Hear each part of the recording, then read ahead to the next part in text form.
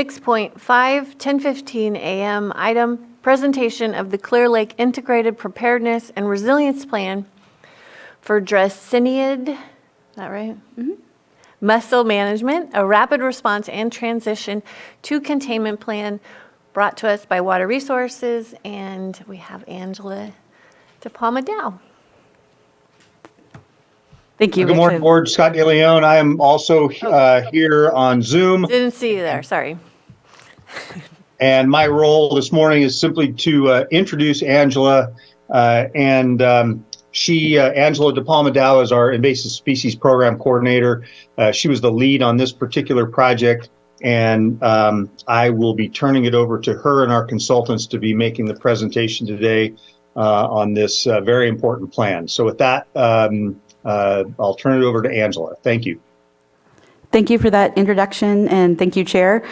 First, we're going to start off with a video. This is about a 5-minute PSA, public service announcement, that we made last year as part of a state grant deliverable, and it provides a little background of the current quagga mussel, invasive mussel prevention program that we have here on Clear Lake. So Jake will go ahead and run that video, and then we'll take up the rest of the presentation after. Thank you.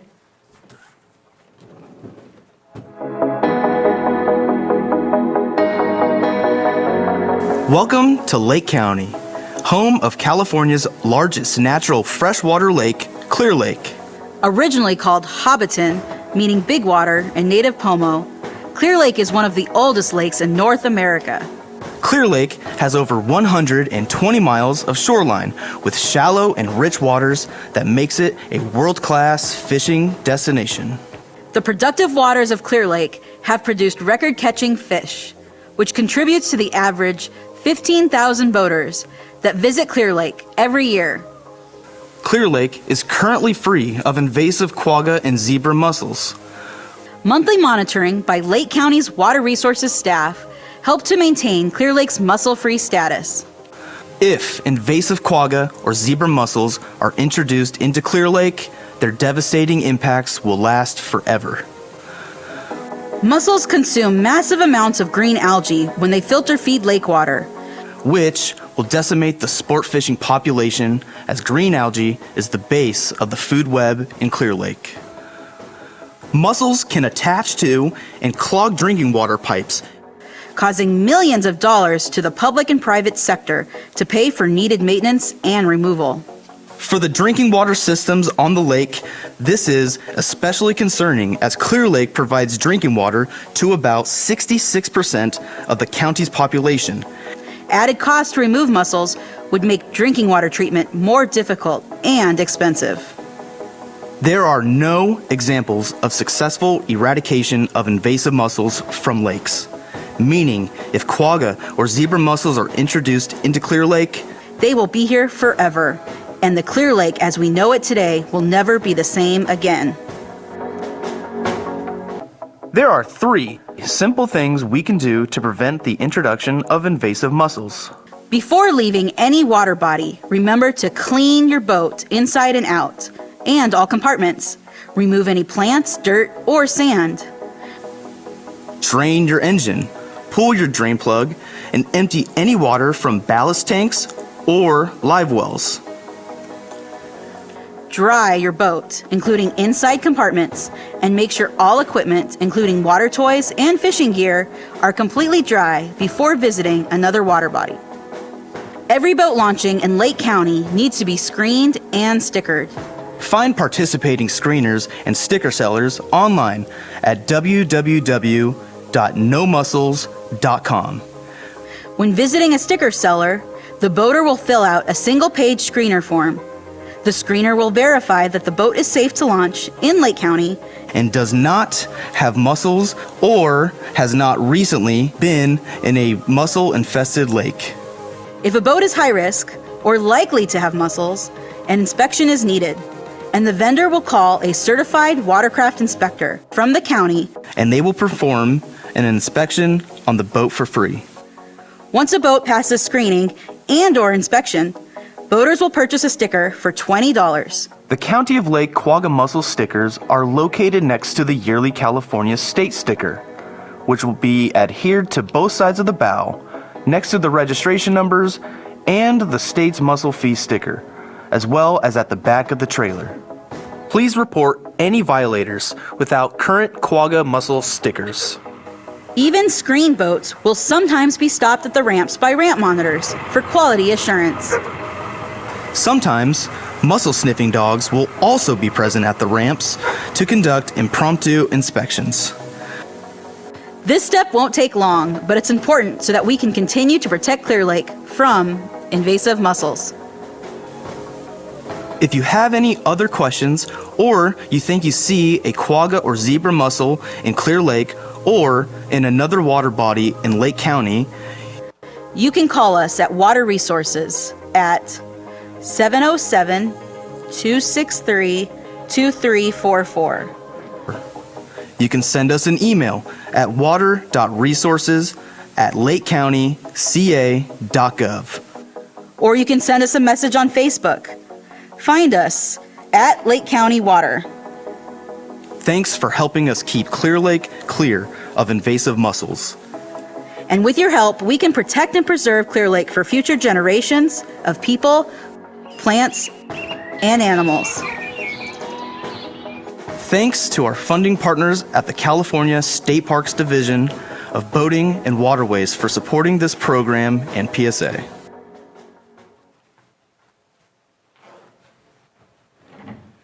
Thank you, Jake. And I believe we have a presentation for a screen share.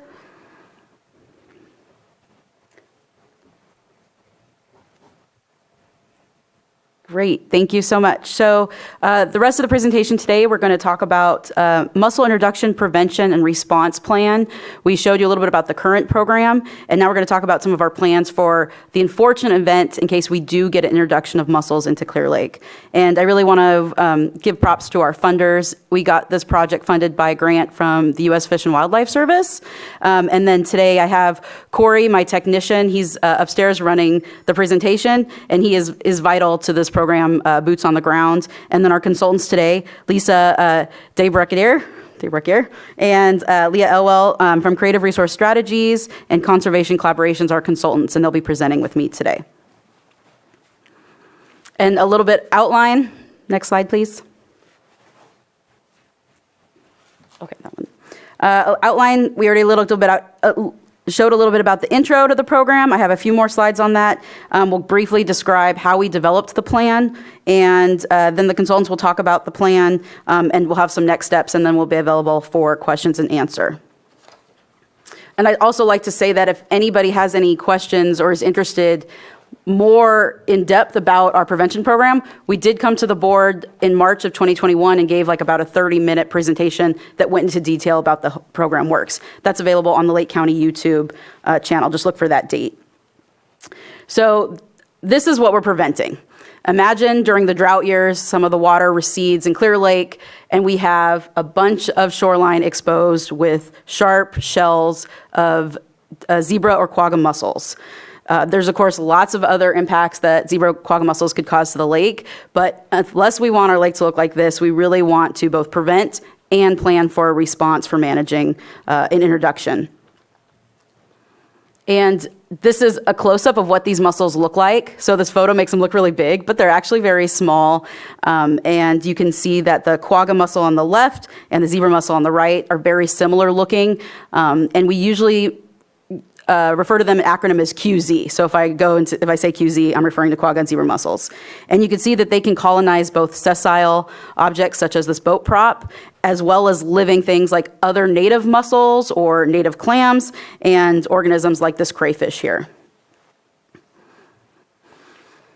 So a big shout out and thanks, of course. This program, this prevention program that we have right now only works because we have such a rock star team of ramp monitors. I have them all listed here by name, and here's some snapshots of them out there doing their job. And a lot of times they're the first face that somebody sees when they come out of town, out of state to our lake. They stop at the ramps, they want to get their boat in, and they see a ramp monitor. That ramp monitor provides them education outreach, tells them where the best places are to go eat, maybe some secret fishing spots, maybe some conversation about that. But really they're there to ask them about their boat and making sure that they're safe to launch. So I appreciate them every day, all the time. They are the best part about the program that we have right now. So thank you to all the ramp monitors here. So as you saw from the video, there is a need for a plan to respond and to plan for in case we get an introduction of QZ mussels in Clear Lake. You know, in the video we talked about there's about 15,000 average boaters that come to visit our county for aquatic activities, and that's high risk. That's high potential for an introduction. So we really need to have a plan in place in case we are to get a detection or an introduction. And this is both important for the ecological aspects of the lake, but also for the economic. So Lake County relies on more than $1 million annual fishing dollars just for fishing related. So that doesn't take into account all the other tourism around the lake or other lake activities. And that's 2016 dollars. So that's probably been elevated since then. In general, the economic toll of invasive species and quagga mussel management is pretty large. Next slide, please. So this is just to give you an overview of that. The economic cost of invasive quagga mussel management or mitigation at the national level has been between 120 and 130 billion annually. In the Great Lakes Basin, so bringing it down to freshwater systems, about 30 million annual costs just for mussel monitoring and control. And then in California, for drinking water damages, they're looking at about 30 billion for those costs. And these are kind of outdated numbers, so I'd say between 2008, 2012, so that's even more in today's dollars. And again, the need for a response plan and the need for continued efforts for a prevention plan is really demonstrated by the boat visitors that come to Clear Lake. So what this map here is showing is the boaters that come to Clear Lake where they were last. So what water body were they visiting or was their boat in before they came to Clear Lake? And we have the data shown here for the zip codes for those locations from 2018, 2019, 2020, 21, 22. And this is really important when you see the overlap of the current quagga mussel and zebra mussel distribution. So you guys can see where those quagga and zebra mussels are detected across the United States, and there's direct overlap from where boaters are visiting before they come to our water body. And then to bring it closer to home here in California, even in the state of California, in Southern California, there are water bodies that have quagga mussels currently. And there is, the closest reservoir is San Justo Reservoir, that's in Central California, and that has zebra mussels. That's the closest located to us, but that reservoir is completely closed off. There is no boating traffic in and out of that reservoir. It's not used. So those zebra mussels stay contained. And that was a direct impact on the local economy that depended on that reservoir for aquatic, economic aquatic industries. And then here's an example that's happening recently. In Idaho, the Snake River has recent detections of quagga mussel villagers. So those are the juveniles. They're detected in the open water, so they don't sit on anything. They're in the open water, and through regular monitoring efforts, they discovered villagers. And so there's a section of the Snake River around where that star is indicated on the map that is under a closure, immediate closure. So the Department of Fish and Wildlife there in Idaho has prevented any fishing access, hunting, trapping. There's no way to get close to that river at all in that section that's been closed since they found those villagers.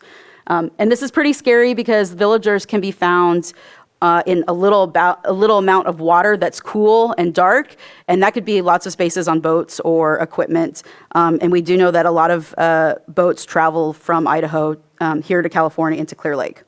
Also, the Snake River Basin, if you guys see on the map, the breadth and range of that basin is pretty wide. It eventually drains into the Columbia River Basin, and it touches all the states in Utah, Wyoming, Nevada, Washington, and our neighbors in Oregon and Nevada. And they're currently doing treatments in that section of Snake River.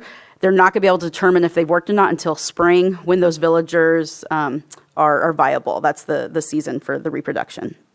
So close to home example, they're going through right now a response that we want to prevent and plan for, and that's part of the presentation purpose today. So I'm going to do a brief plan development talk before I turn it over to the consultants. And again, really want to thank a grant from Fish and Wildlife Service for developing this and our two consultants here. So this was a very collaborative process. We had participating agencies. Next slide, please. There we go. Thanks. We had collaborative agencies, particularly from Fish and Wildlife, the state, and they participated in most of our meetings and our outreach events. And then we also had a wide breadth of partners that were invited and participation. There were several Lake County tribes that participated in the development of this plan, Clear Lake water purveyors, as well as some regional water districts. So those downstream that would receive water, work with water from Clear Lake or neighboring watersheds. So from Yolo County, Sonoma Water, Solano Water District, and then the city of Lakeport. We also recruited a lot of public input for this plan development. There was 2 virtual public and partner town halls. And in these town halls, we gathered information, we gathered concerns, feedback. We really wanted to make sure that we incorporated the needs of these participants into the plan development. So we had a webinar on February 2nd, and this was during the day, and this was more targeted for agencies, tribes, partners. And then we had a Water Quality Wednesday, and this was February 22nd, and this was in the evening to get anybody that couldn't attend the day webinar. It was really important for us to get public inclusion. We found not just for the development of the plan, but it also helped us put together the strategies that we needed when we wanted to communicate to the public in the event if we get an introduction. So what kind of worked, what didn't, and what that interaction was like. I will say that both of these presentations are recorded. They're on our website for this program, and the Water Quality Wednesdays are always on our YouTube channel. We also did something which was really exciting and actually kind of difficult for me as the Invasive Species Program Coordinator, but we did a real-life response exercise. So this was in June, and it was a couple days, and we literally set up scenarios for what happens if a mussel is introduced into the lake. So here's this cove, and a villager detection happened yesterday, and what do? Who do we notify? What's the next steps? So we worked through some of those scenarios, and it really helped troubleshoot and then get us specific information and the questions we needed to include in our plan, and who do we talk to and who do we need to include in these decisions. We really want to thank the participating partners of that exercise. So they're all listed here, and without their contribution and participation, it would not have been successful, and we would not have garnered the information that we needed. So really thanks to all of those listed there. And then all the information from that exercise, thank you to the consultants, Lisa and Leah, for putting together this after action report, which is on our website, which chronicled everything that occurred during that exercise. So, I'm talking about a lot of links and resources and things we did. And so if you need to find information, any of you at home on the Zoom can do a screenshot of this. But here's all the links of where you can find information on this program and the efforts we've done for both prevention, the current program, and planning for an introduction. We have social media page at Facebook. We have a YouTube channel. And then if you want general information about the state's effort for quagga and zebra mussels, the CDFW, or California Department of Fish and Wildlife page, is really good. You can always come and talk to me in the third floor in the courthouse or call me. I love to talk invasives, and I can talk about this program if you have any questions. So we're going to jump in, present the plan now. I did provide hard copies of this plan to the board and admin on October 3rd to give you guys lots of time to read and take notes and get any questions that you had.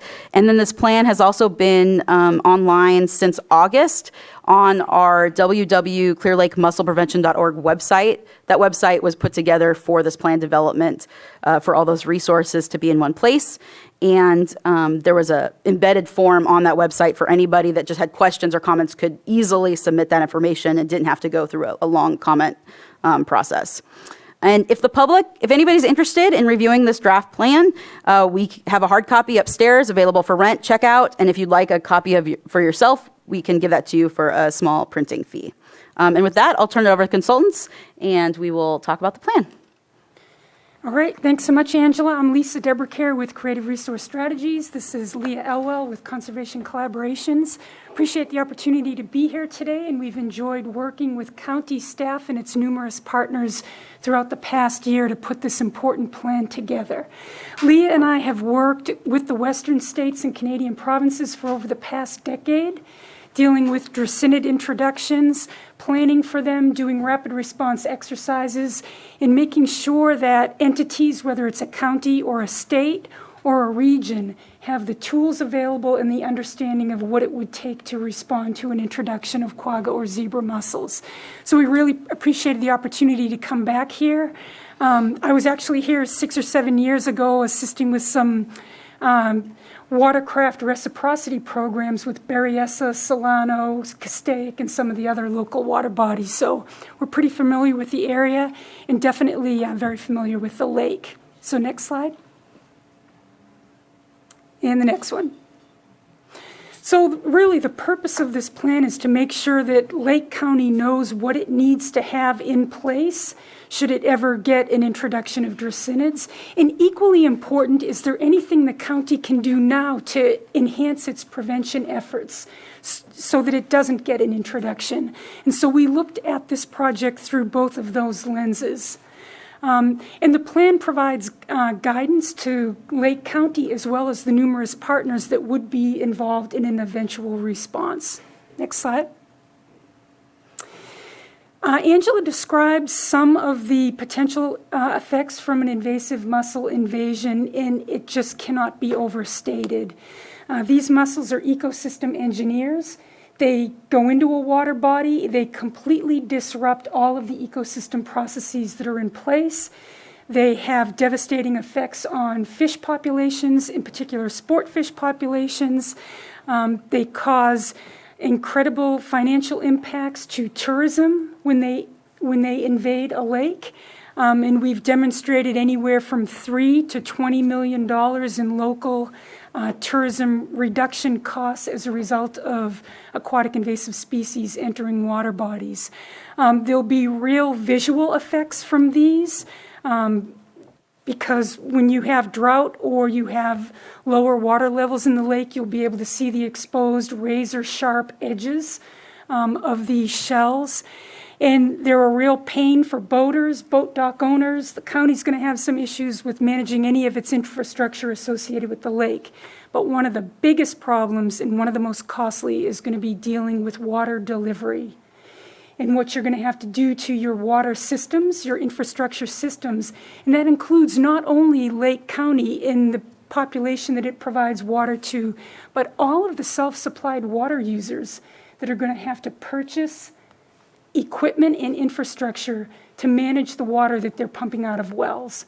So it's a wide-ranging problem, and we've included a lot of the cost estimates and those types of things in the plan itself. Next slide. We did build this website. Angela mentioned it, and we wanted to create a clear, transparent process with the public as we move through the development of the plan. So every time we did something as part of the project or created a new piece of the plan, we always posted it to the website. And as Angela mentioned, the plan has been up there since August, the draft plan since August of '23. Next slide. So the plan itself contains a lot of background information. We really wanted to help everybody understand what the legal and statutory authorities are of the agencies and entities that would be involved in an eventual response. As Leah and I have worked with the western states, when we go into an area and start working with teams of people, the realization happens quickly that a lot of entities really don't understand who's on first, where do the financial resources come from, how does the response play out, all those types of things. So that's what this plan does, is really describe those. It also describes the importance of communication in how the public gets notified, how partners get notified, how you would get notified in the process. And then a key piece of the plan is, once a response takes place, how you transition that to containment. And so it's going to be really important if Clear Lake gets mussels and they are unable to eradicate them, that there is a strong containment program in place to protect the rest of California and any other water bodies in the West that do not currently have quagga or zebra mussels. And then we think one of the biggest pieces of the plan are the recommendations that we are making, and I think it was 7 thematic areas. And that's what we really want to spend the bulk of our time on, is walking through those 7 sets of recommendations. So next slide. And the first one deals with funding.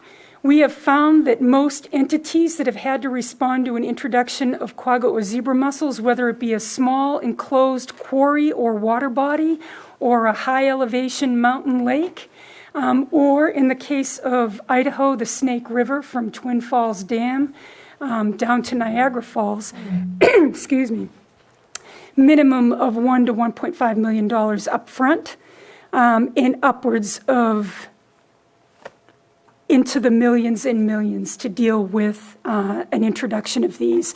And that includes the immediate response as well as long-term containment.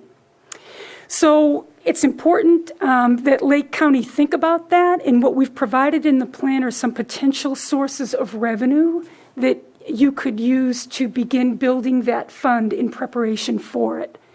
It could involve changes to mussel sticker pricing, establishing a mussel sticker for non-motorized, non-resident watercraft. And I know that there's a little bit of angst about non-motorized vessels having a sticker price associated with them. But I want to assure you, in my experience of dealing with other states, although there's some initial resistance to that, once these watercraft owners realize what the funding is going for, that quickly dissipates and there is strong support for the program. And I can tell you that is true and definitely in Oregon and in several of the other western states. And if you need for us to provide you with some of those examples after today, we're happy to do so. There could be potential for a local municipal fee or a county ordinance that establishes special event fees. You have over 1,000 big bass tournaments that come into Clear Lake every year. And a lot of these folks are used to paying more significant fees in other locations where they have these large bass tournaments. So it would not be outrageous to consider raising that fee for these large tournaments to help support some of these decontamination and inspection efforts. Leah, next slide. The next category of recommendations that we provided in the document was related to reporting. So it was already mentioned, the self-supplied water users. So this first recommendation is to develop an online reporting system that actually would encompass those self-supplied water users. At this time, it's not clear the number of those, but really having an understanding and creating a database that could be used to not only notify that suite of individuals, but then also just track that information. Next on that reporting would be to really develop and implement a reporting or a monitoring program. So allowing those folks that are continually using water from the lake, they could be eyes on what could be occurring. So kind of that first set of early detection, they may be able to see mussels in their system at an early stage. So that would be one of the key places to, in some ways, a reporting, or a partnering opportunity. And then finally, increase and diversify the current programmatic monitoring efforts that are ongoing right now to really just maximize abilities to be on that front line of detection. So next slide. The next one is capital expenditure recommendations. One thing that's going to be really critical is the establishment of up to 4 permanent watercraft inspection and decontamination stations in the county and around the perimeter of Clear Lake. That will benefit not only Clear Lake, it will benefit some of the other local water bodies that are around Clear Lake. It's really important to do this as soon as possible, because if you have those in place before you get an introduction, you will lessen the chance of getting an introduction because you'll have more clean boats that actually launch in the lake. They'll come through choke points around Clear Lake, where as they drive by, they'll be able to pull in. And there's some incredibly new technology and engineered designs now that significantly lessen the time that it takes for somebody to have their boat inspected and decontaminated. They're called dip tanks. And literally, the driver of the boat just moves his boat back into a dip tank while it's on the trailer.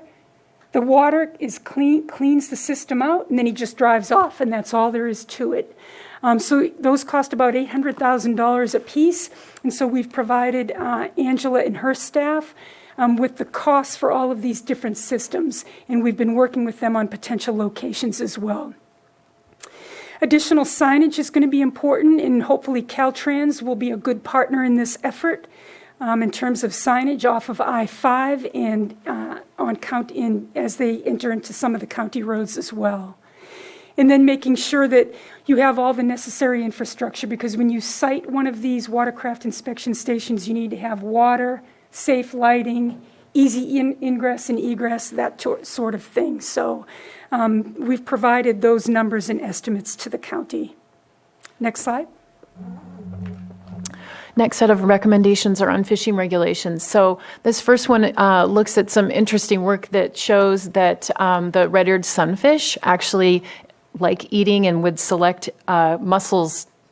So if they were here, they could be sort of one way of keeping numbers down. So consider revising a fishing regulation. So this would obviously involve California Department of Fish and Wildlife, but to allow a minimum, decrease the amount of the daily take of the red-eared sunfish to kind of enhance that food opportunity for them.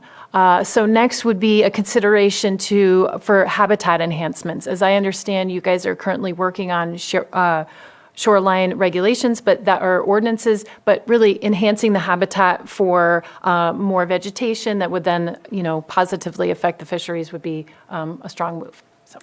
Next slide. So the second to last big bucket is all about collaboration, and we can't overstate that as well. We did our best to bring in as many partners with county staff as we went through this process, because there's a lot of entities not right here around the lake that are going to be affected. YOLO, that gets water from Clear Lake, they're going to be affected. And so we did our best to bring a lot of those entities to the table. But considering periodic preparedness exercises with those entities is important. Working with those regional water body managers to look at compiling resources together. You've got some big, heavy federal agencies with big budgets that manage water bodies near Clear Lake. They could be potential partners in the watercraft inspection and decontamination facilities, as well as any other reciprocity programs you might have. And then we're just working with collaborators to better understand the connection between the values that local citizens place on water use and protecting the lake from invasive species. So there's a lot of collaborative work to be done there, and I think there's a second slide for that. Corey? Yep. So to add to this, and particularly when we look at a response, is really understanding what inventory is available to do an adequate response. Much like any kind of emergency you can think of, if you don't have the right tools, it really hinders capability to do that. So doing an upfront inventory of what's out there, are there more decontamination units available? How quickly can we get them? Those kinds of inventories would be really helpful. Something as simple as making sure it's very clear who are those contact information for on hours of operation and after hours, because we know people come and go, but making sure that stuff is updated so it's available in a moment's notice. Also important, this is looking at the regional water body managers and making sure that information is up to date as well. So some of these are really straightforward and simple, but you can see just staying on top of them is critical.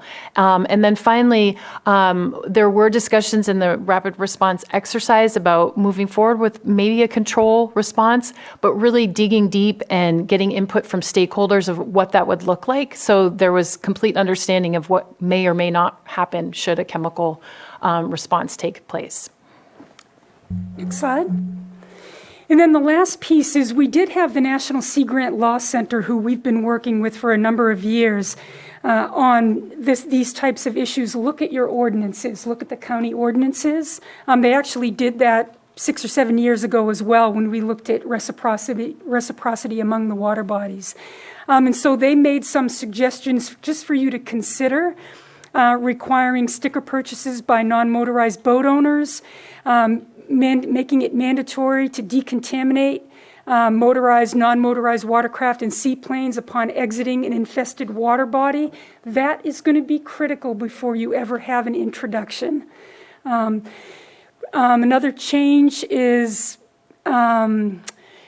ensuring that property owners with access to the lake post any signage that you guys might develop talking about Quagga Zebra Program requirements, and clearly stating in the ordinance that the primary county authority the county has the authority and responsibility for enforcing the watercraft inspection stations.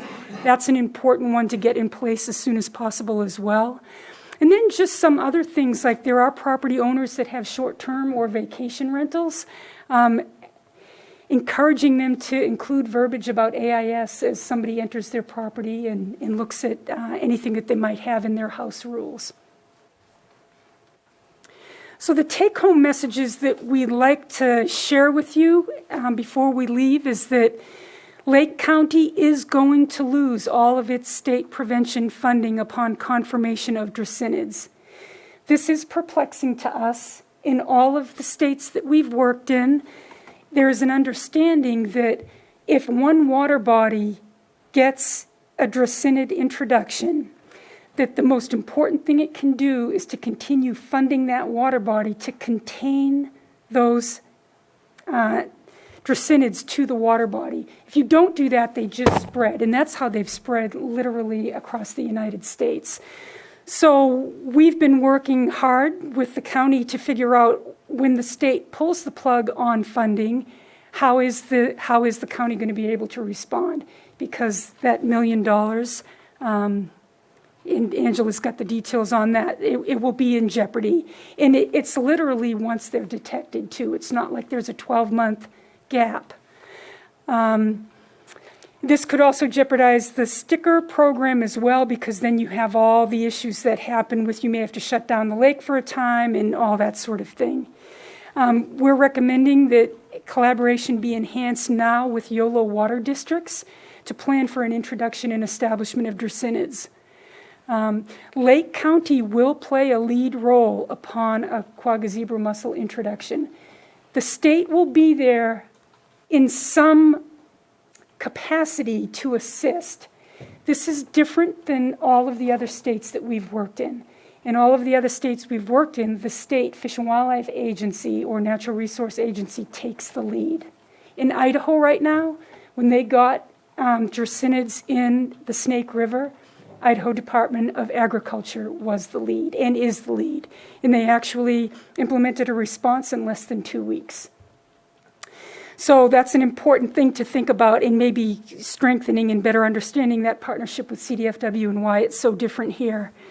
And then just ensuring you do the best you can to leverage resources and partnerships with all of these neighboring water bodies. We got a lot of great cooperation years ago when we met with Berryessa and Castaic and those other water body managers. And it's just important to try and line up some of those resources now for an eventual introduction. Thank you, Lisa and Leah. Can you go back one slide, Corey? There's a little $sign here on the right, and I just want to break that down. So a couple years ago, we presented to the board, we did analysis of the revenues that come in for this program and how we spend the money. And we identified that over 5 years, we get local sticker, resident and visitor sticker revenue. Generates about $1 million over 5 years for the public sector. So that's for us to maintain the program and to pay for things that all the grants don't pay for and any additional needs. About $500,000 over that 5-year period is generated for the private sector. So sticker sales are out there at local bait and tackle shops, hardware stores, even some individuals sell stickers because they live in a community with a lot of boaters and they know a lot of visitors, or they're CTAs, certified tourist ambassadors.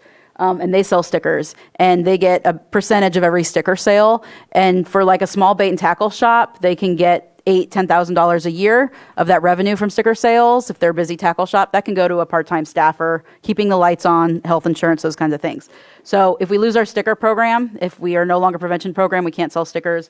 That's a direct hit, not only to the public sector for our department for this program, but also for the private sector that relies on some of those sticker sales. Of that total amount of sticker revenue, $800,000 of that is generated by visitors. So if the lake gets temporarily shut down or there's restrictions, some of those visitors might not come here to enjoy the lake, and that would, again, that's a loss of that revenue from those sources of funds. We get about $1.25 million from our state grants over that 5-year period.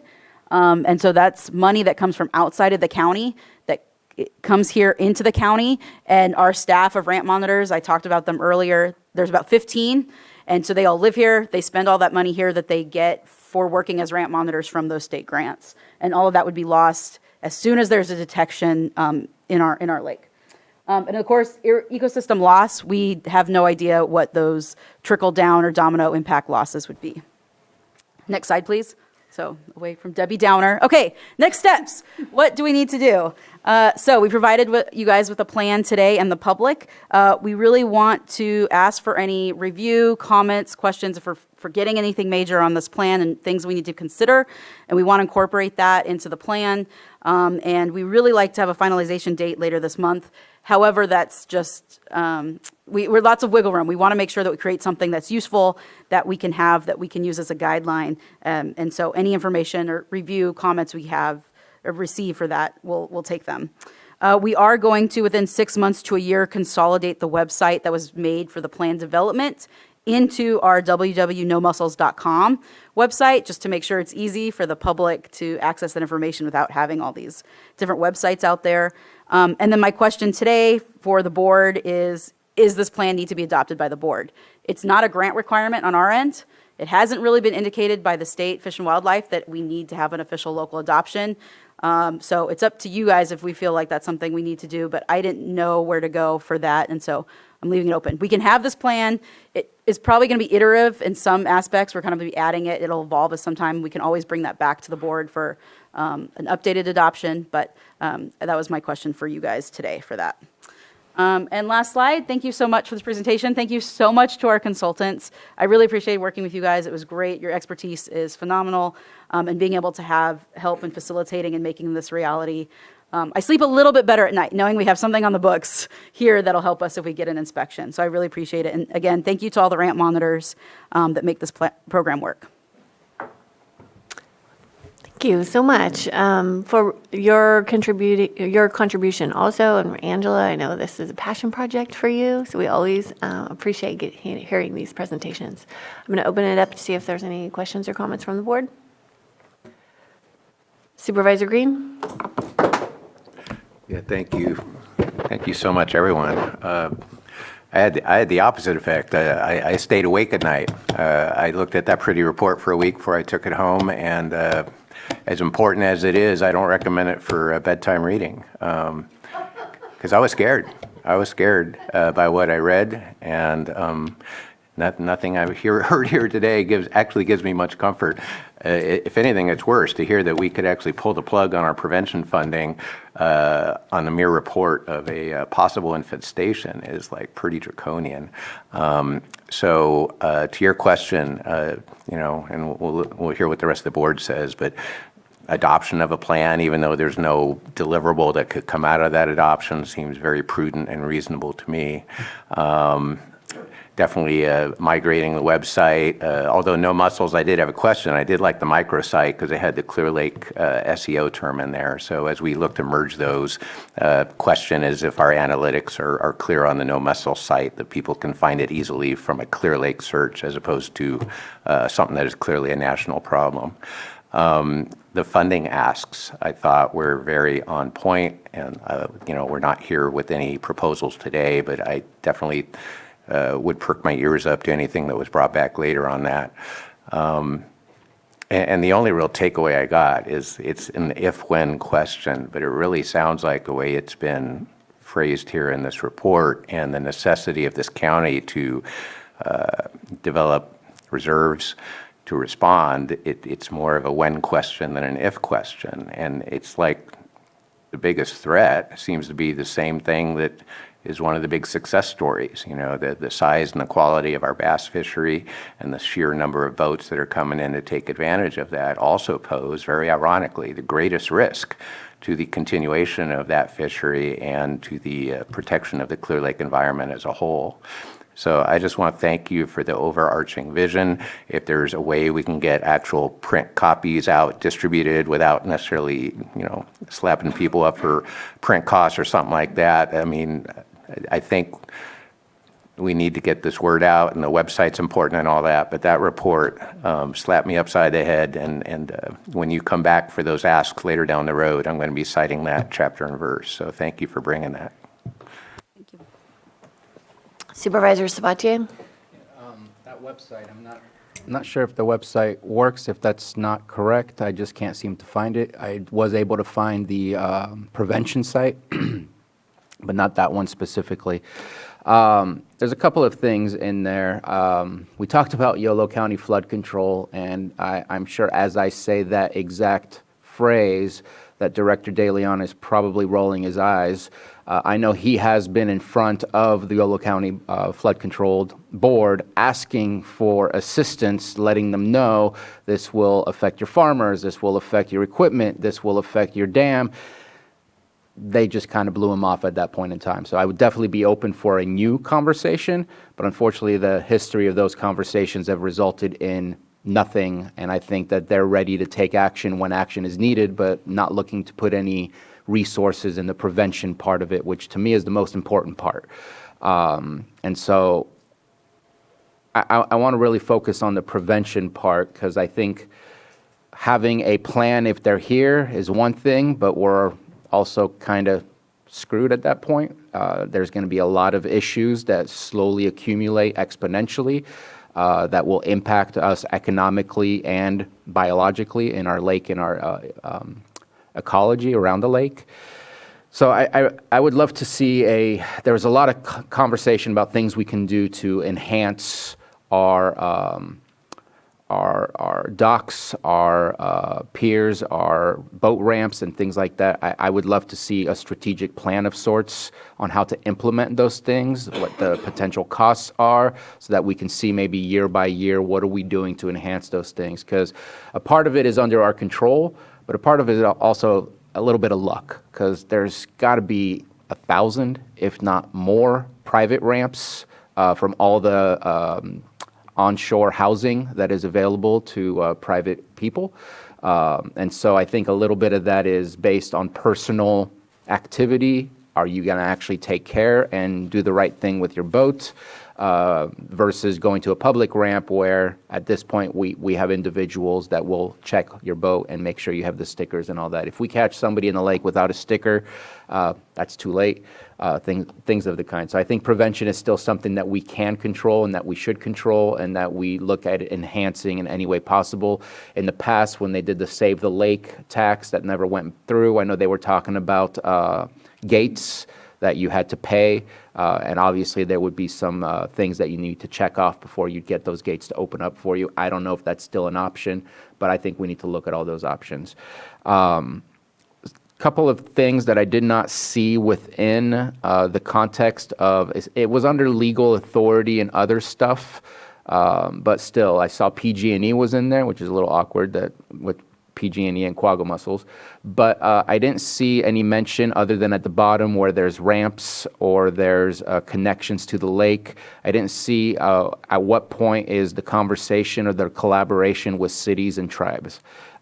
We're all going to be impacted by this, not just the county, not just the state, but how do we make sure that everybody who has stake in dealing with this plan in a very proactive way, if we end up with quagga mussels, what are we all doing together rather than just what's the county doing with the state? We got to make sure it's all hands on deck, and I don't see that in here unless I missed it.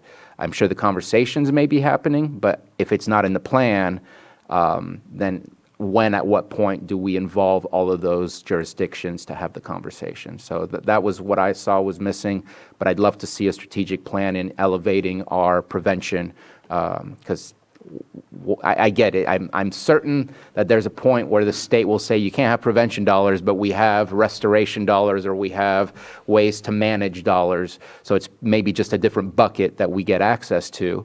But at the same time, let's see what we can do to put as many resources behind prevention right now.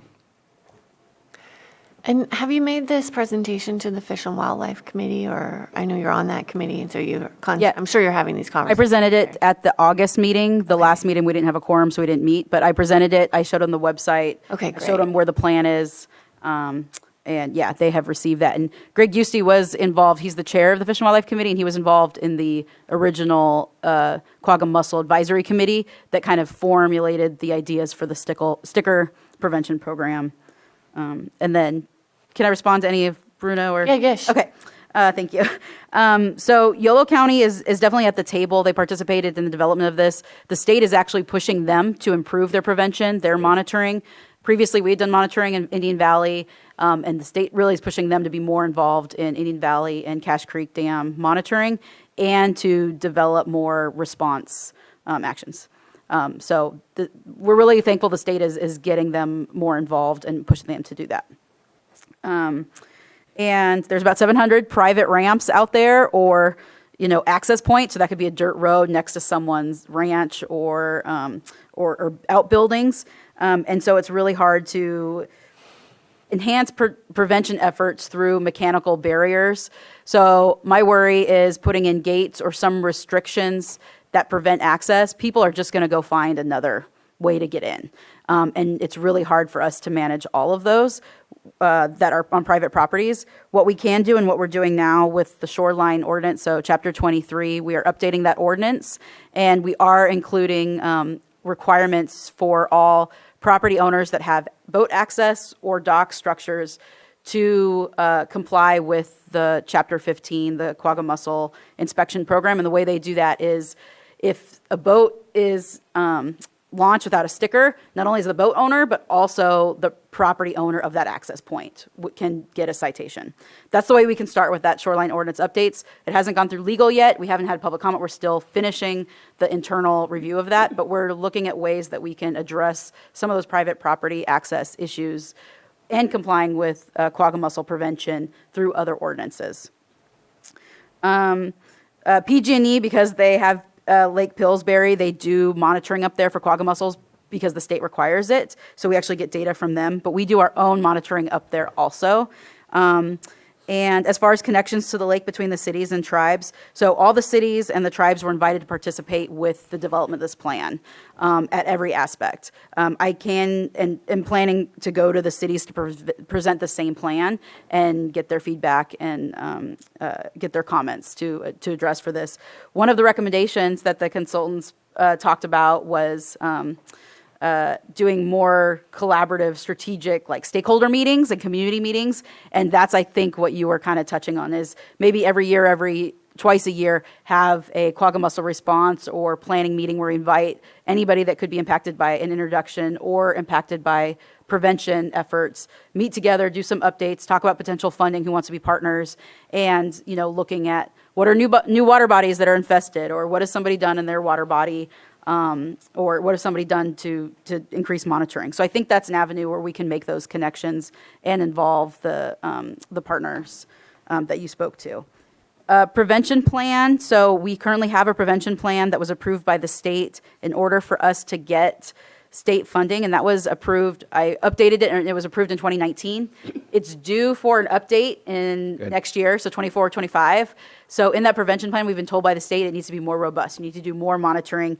You have to have more things in there about what you guys are doing for prevention, or where are the barriers for enhancing prevention program.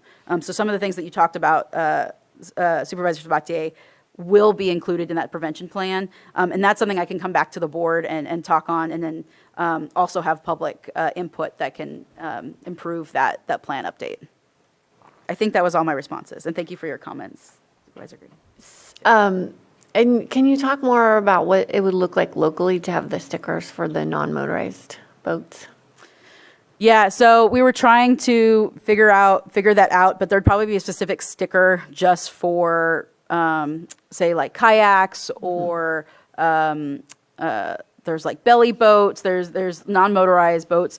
Especially over the last few years, when this program started, people had kayaks and they kind of stayed there, but they didn't really travel as much with kayaks and canoes, and there wasn't as many tournaments. Now we get, 10 tournaments that are all kayaks, or belly boat tournaments. We had a belly boat tournament in Highland Springs. Belly boats are kind of inflatable things that people sit in, they go fishing, and they collapse, and they can store a lot of water during travel. But they don't have a motor, so they're not trailered, so they're not required to get a sticker in the current ordinance. So it's definitely something that we need to work out. Somebody that lives on Clear Lake that has a kayak that sits under their dock, and they use during the summer with their kids, maybe there's a lifetime sticker, and every year they can verify it, or every 5 years they can verify that that kayak stays here and doesn't leave. These are all ideas we have to work through, but we want to make sure that we're not charging onerous fees for local residents, but still considering pathways for visitors. And we just haven't been able to work that out yet. Right, but we do have residents that move around from our bodies of Yeah. water that are within the county. And I've taken my kayaks to Wyoming and Idaho and Montana and had to stop every single time and get an inspection and a new sticker, but I'm happy to do it. So I think that's definitely something that we should continue to talk about too. Thank you. I will say that I've reached out to the state for guidance on that. And because our grant and the State Division of Boating and Waterways is focused on boats and motors, they don't have a lot of information and guidance for that. I think the other states do though. Yes. Yes. Okay, Supervisor Crandall? You mentioned kayaks and the stickers. Were you referring to boats as well that are already on the lake that don't have, or that have an outdated sticker? Did you mention that, or did I miss that, or was that just kayaks that you mentioned? Well, we talk about boats. If they have a motor, they have to get a sticker. So if they move with a trailer or a motor, then our current ordinance says they have to get a sticker. So if they're a resident boat, they get a sticker, a resident sticker. But if they're a visitor boat with a motor or has to be trailered. What I mean is, let's say that in, like the Keys, for example, there's a boat that's been sitting in the water with a 2019 sticker. What happens from that point? Yeah, so they're outdated. They could get a citation. They need to get a new sticker. All right. Yeah. Supervisor Spatier? So you mentioned you've had conversations with the cities and the tribes, but I still don't see how they are implemented in the plan. They were invited. And I want to We didn't make have sure, I want to make sure that they're embedded in the plan so that when all of us here are gone and somebody pulls out a plan, they know exactly who they're supposed to bring to the table rather than thinking that they know who they should be inviting and then people are missing from the table. So I would love to see that be more implemented in, once we find something, here are the people that need to come to the table or who are invited to come to the table to discuss how we're going to mitigate the potential outbreak of the mussels. And I just don't see that, and I want to make sure that that gets added in. Noted it. Thank you. Supervisor Green? Yeah, I want to echo that too, for a couple of reasons. One, I heard you're in the middle of rescoping the shoreline ordinance. Both cities have shoreline ordinances, and when I was still on city council, my understanding of where the county jurisdiction started and where the city's jurisdiction picked up was limited at best. And this sounds like one of those things. If the county is going to be the lead agency for the response, the cities and the county both have to come to some common understanding, like, oh, where the water's edge is where the county picks up, or is it this near shore, whatever these zoning classifications are. It's kind of confusing. So if we're in the middle of redoing our shoreline ordinance anyway, it's very much timely and important that we try to encourage the city to take a look at their respective shoreline ordinances to make sure we're in full alignment to the extent possible. Quick question on the docks, though. So it sounds like hard structures are a bigger target for the QZ mussels than, say, tule beds and what have you. So in addition to whatever inspection might be for boats attached to, the 700 docks or something like that, are we currently inspecting the docks themselves for infestation? Is there a potential need to up our game on abatement of substandard structures, if only to remove that amount of hardscape from being potential infestation sources? So quagga zebra mussels, they like hard substrates. They can colonize on any substrate. We have artificial monitoring, about 16 to 20 locations around the lake. And then we have locations that we monitor on docks, hardscapes. Whenever, like Lakeport, for example, takes out their docks at the end of the season, we go down there and we check the whole underside of those floating docks because that's prime area for quagga zebra mussel settlement. And it's easy then for us to run our hands over it, look and see, is it dirt, is it some other sort of accumulation, or is it a quagga mussel? We check all of our buoy lines. We go out and move buoys as aids to navigation program. And then because quagga and zebra mussels are found on plants, and that's a great point about tules. I do sampling for aquatic plants as part of the aquatic plant management program, and I'm always looking on those plants materials to see if there's any settlers there. In addition, our partners at California Department of Food and Ag, you see them out there in the airboats. every day they're throwing grapples and they're sampling, and they know what quagga zebra mussels look like. So we have a great partner already embedded on the lake doing monitoring every day out there, numerous teams that are monitoring for that. The state has told us that we need to improve our monitoring program, and so part of our prevention update is to do that. So we monitor for the juveniles, we do some tows in the water column, we do substrates, we do walk on shorelines, look at rocks. We do all that, but the state has indicated they want to see more efforts, and so we're working with them to figure out what exactly that looks like, what the coverage looks like, and the frequency. I hope that answered your question, Supervisor Green. Thank you. Okay, Supervisor Crandall? I just wanted to add and elaborate why I asked that question earlier, because I assumed and thought maybe that some folks that just keep their boat on the lake and never take it out in their residence probably thought maybe they had a lifetime sticker or something. So I just wanted to elaborate why I asked that. That's all. Okay, I'm going to open it up for the public. Do we have anyone in the chambers or in the Zoom room?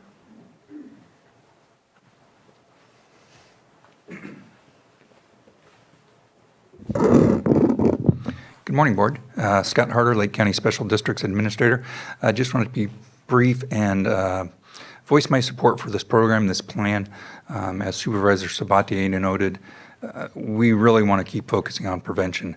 We manage 2 of 17 surface water treatment plants on the lake, and as was noted, there are hundreds of private water intakes as well. And the impact to the infrastructure that would happen due to an infestation is it's unfathomably bad. There aren't words big enough to describe how bad it would be. The infrastructure improvements needed just for our plants, you're seeing in other areas, $200,000 for initial capital infrastructure improvements to make changes to your water intakes, which would change maybe the screening or put disinfection points in there, UV radiation. Some of those methods don't work with the higher flow rates that some of the larger surface water treatment plants have, so they have to look at other more expensive ways to prevent further damage, drawing those veligers, getting those mussels into the plant, into the pipes, into the distribution system, keeping them out on the raw water structure itself. And then there's increased costs for monitoring. We'd be monitoring on a very regular basis. There's O&M costs, which would go way up. We had divers out at our North Lakeport intake last summer. Actually, I think some of the footage was in the video. Those divers cost $5,000 a day just to come and show up on the lake. They need to be here for a few days at least to do cleaning and maintenance. Our intake currently pipe it's about 900 to 1,000 feet long. Cleaning the whole inside of that pipe, complicated, expensive. So can't say enough how much we support this effort, how much we support any prevention effort. So just wanted to put in my 2 cents. Thank you, Director Harder. Do we have anyone else from the public or anyone in the Zoom room? Okay, then I'll close public input and bring it back to the board. Supervisor Sabatier? I just wanted to ask, because I saw that you wrote down what I stated, but I don't know that there was full consensus from the board. I didn't hear it, so I just wanted to make sure before I changed something that the board wasn't in approval of. Yeah, I'm in agreement with collaborating with everyone that's got access to the lake, those opportunities. Thank you. Yeah, so I'm in agreement with that recommendation you made. Also, just have a moment, having a plan, long-term is very important. We've talked about the quagga mussel sticker prices before, those types of things. I think prevention is the number one thing we need to continue on, but I also think that with the recommendation of having some funds set aside, I think there's an opportunity. We need to look at something like that at mid-year budget just to get something set aside because, as Supervisor Green said, it's not if, it's when. Potentially across, the states it's been happening, we need to be prepared for it and have some funds in there to be able to respond. So I know we have some cannabis funds in the risk reduction area that we, could consider. I know I'm throwing that out there right now. But, I just think that, it's so important. The really thing, obviously, the bass tournaments to bring the economy stuff to us, very important. But the thing that I'm really concerned about is 66% of our water users being affected by this and long-term forever. So I think that's the most important thing to focus on. You always want to have an economy, but you can't survive without water getting to your residents. So I think that really concerns me, that we need to be proactive. And then I guess the other question is, you talked about dip tanks. I had never heard about the dip tanks. Are there grant opportunities out there to get a dip tank, or I never heard of it before, so I'm just bringing it up. Yeah, anything that's a capital infrastructure item like that, there are sources of funds. They do require a lot of partnerships and, of course, some local match. I've been successful with getting grants to sustain the prevention program and then some federal funds to work on this plan and other things. I have confidence, and I'm going to be getting grant funds as much as possible and reaching out and working with the partnerships, especially because we know that there's not really that rainy day fund from the state side, at least now. Yeah, that is definitely something that we're going to maximize and go after, particularly because Clear Lake is such a draw as a Western water body. And so it's not just important for us and our economy, but for the whole Western region. So it's going to require a lot of finessing and partnerships with Western water bodies and Western agencies to protect the whole region. So it's a little more of a heavy lift, but it's something that's doable so we can get grant funds to, maybe $2 million to put in 2 of these really cool dip tanks, which are also water conservation types of systems.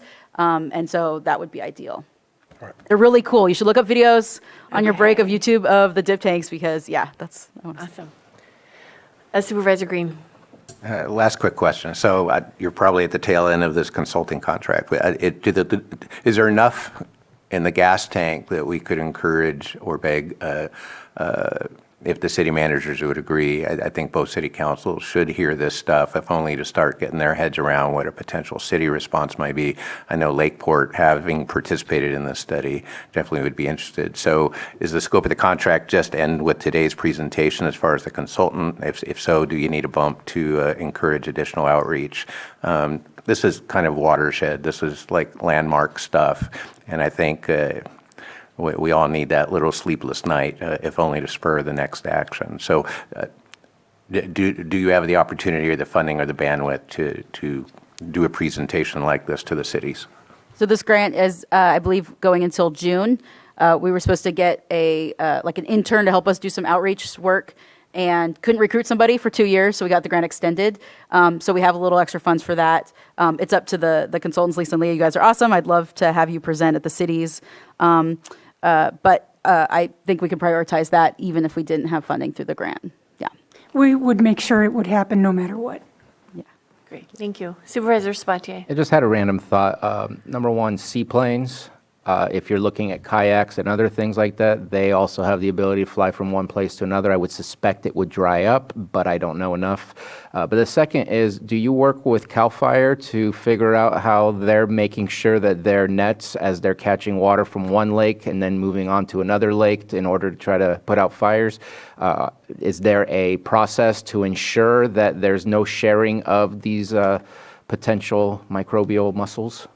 Yeah, so they have a whole protocol for fire mitigation equipment and tools that are used where they go through a process of decontamination. Okay. There is audits or reviews of that, but sometimes during the seasons, the wildfire season, there's fires all over and they're overlapping, they're going from there to there.